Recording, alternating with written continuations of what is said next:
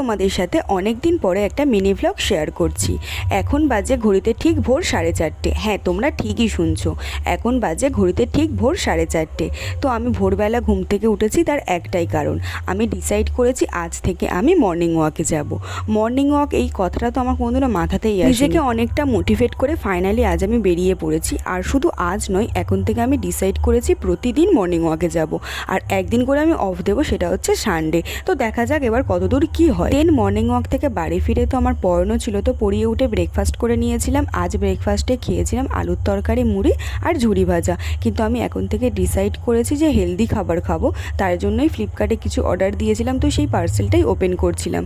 আমার পক্ষে তো পুরোপুরি ডায়েট করা একদমই পসিবল নয়, তবু আমি চেষ্টা করব হেলদি খাবার খাবার।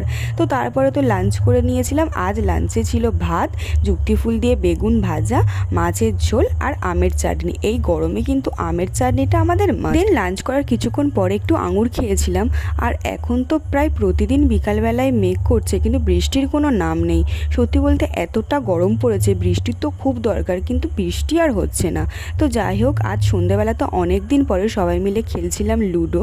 তো আজ ভিডিওটি এই পর্যন্ত। ভিডিওটি ভালো লাগলে একটা লাইক করে দিও, আর এই রকম ভিডিও দেখতে চাইলে আমার চ্যানেলটি সাবস্ক্রাইব করে দিও।